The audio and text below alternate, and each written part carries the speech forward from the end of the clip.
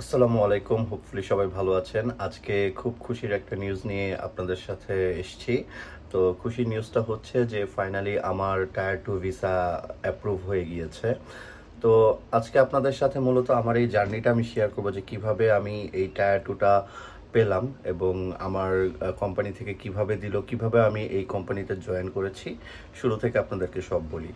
তো এটা ছিল গত বছরের এপ্রিল মাসে আমি ইন্ডিটে একটা কোম্পানিতে অ্যাপ্লাই করি, যারা হচ্ছে যে আপনার স্পন্সরশিপ প্রোভাইড করে। তো অ্যাপ্লাই করার পর ওইখান থেকে একটা কল আসে, মানে ওইখানে যে হেচার সে আমাকে কল করে। তো সে আমার সব কিছু জানতে পেরে, সব এক্সপিরিয়েন্স অ্যান্ড কোয়ালিফিকেশন জানতে পেরে সে খুশি হয় আমাকে হায়ার করার জন্য। বাট একটা ছোট্ট প্রবলেম ছিল, সেটা হচ্ছে তখন আমি স্টুডেন্ট ভিসায় ছিলাম, তো তারা স্টুডেন্ট ভিসায় হায়ার করে না। তো তখন তার যে এইচআর পার্সন ছিল তিনি আমাকে বলল যে তুমি তোমার পিএসডাব্লিউতে যাও, পিএসডাব্লিউতে যাওয়ার পর দেন আমাকে কল করো বা ইমেল করো, তখন আমরা ফার্দার ডিসকাশনে বসবো। তো আমি এই জন্য ওয়েট করি অ্যান্ড ওয়েট করে আমার ইউনিভার্সিটি সাকসেসফুলি শেষ করে যখন আমি আমার পিএসডাব্লিউতে আমি পিএসডাব্লিউ ভিসার জন্য অ্যাপ্লাই করি এবং পিএসডাব্লিউ ভিসা হয়ে যায়, তখন আমি আবারও ওই পার্সনকে এইচআর পার্সনকে ইমেল করি এবং তাকে কলও করি। করার পর সে আমাকে একটা মৌখিক ইন্টারভিউ নেয় through the phone to check my English.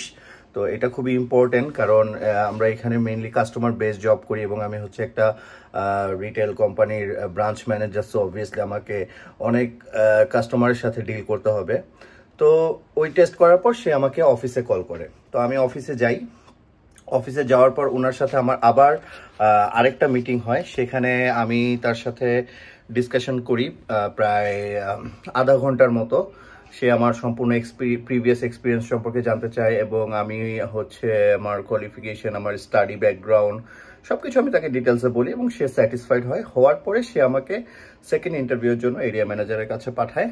তো এরিয়া ম্যানেজারের সাথে আমি মিটিং হওয়ার পরে সেও স্যাটিসফাইড হয়। তো লাস্ট স্টেপ যেটা ছিল, আমাকে ওদের একটা ব্রাঞ্চে যেতে হবে এবং সেই ব্রাঞ্চে গিয়ে ওরা কি কি কাজগুলো করে, কি কি ফাংশন, সেটা দেখতে হবে এবং সেখানে যে ব্রাঞ্চ ম্যানেজার আছে তার সাথে আমার কমিউনিকেশন করতে হবে। তো এখানেও কিন্তু একটা ইন্টারভিউ হয়েছে যখন আমি ব্রাঞ্চে এসেছি এবং ওইখানের যে ব্রাঞ্চ ম্যানেজার ছিল তার সাথে আমি কথা বলেছি।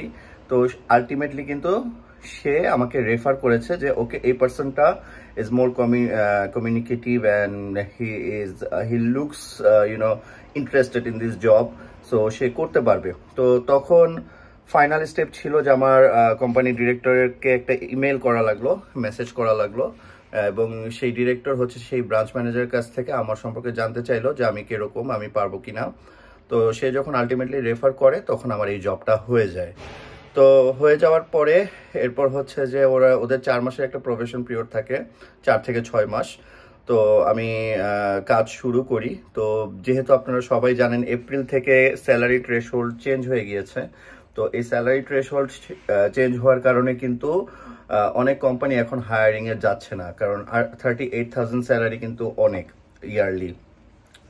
তো এই চেঞ্জ হওয়ার আগেই আমার কস্টের জন্য কোম্পানি অ্যাপ্লাই করে এবং আমার কস্টটা লাকিলি এই রুলসটা চেঞ্জ হয় 4 তারিখে, 4 তারিখের আগেই চলে আসে অ্যান্ড দেন আমি 4 তারিখের আগেই ভিসা অ্যাপ্লিকেশন করে ফেলি। তো আমার বায়োমেট্রিক ছিল হচ্ছে 26 তারিখ শুক্রবার। তো আমি যেদিন ভিসা সাবমিট করি তারপরের দিন তো শনি রবি অফ ডে, সোমবার থেকে মূলত আমার কাউন্টডাউন শুরু। তো আমি ভেবেছিলাম নর্মালি 8 উইকস লাগবে, সবারই লাগে, কিন্তু আমার উইদিন একদিনের মধ্যে মানে ওই সোমবারই আমার ভিসা চলে আসে। আমি খুবই সারপ্রাইজড হই এবং আমার সাথে সাথে আমার ওয়াইফেরও ভিসা একসাথেই হয়ে যায়। তো এই ছিল আমার টোটাল আর কি এই টায়ার 2 জার্নি, আপনাদের সাথে শেয়ার করলাম এই ছোট্ট ভিডিওর মাধ্যমে। আর নতুন ভিসা রুলস যেগুলো আছে সেটা নিয়ে আরেকটা ভিডিওতে ডিটেলস আলোচনা করব। শুধু এতটুকু বলে রাখি, এখন কিন্তু আপনি যদি টায়ার 2 ভিসায় আসতে চান তাহলে আপনাকে অবশ্যই 38,000 স্যালারি রিকোয়ারমেন্টটা ফুলফিল করতে হবে। বাট আপনি যদি কেয়ার হোম ভিসা বা হেলথ কেয়ার সার্ভিসে যান সেক্ষেত্রে আপনার ওই স্যালারি থ্রেশহোল্ডটা লাগবে না। কিন্তু এই ক্ষেত্রে একটা প্রবলেম আছে, যারা বাংলাদেশ থেকে আসতে চায় এবং কেয়ার হোম ভিসা আসবে তারা কিন্তু স্পাউস নিয়ে আসতে পারবে না। তো আপনারা যখন এজেন্সিদের সাথে কথা বলবেন তারা অনেক কিছু বলবে, সেগুলো আপনারা একটু ভালোভাবে যাচাই বাছাই করে দেন হচ্ছে ইউকেতে আসবেন বা আসার প্ল্যান করবেন। আর সবাইকে বেস্ট উইশেস, থ্যাংক ইউ, আমার জন্য দোয়া করবেন। আল্লাহ হাফেজ।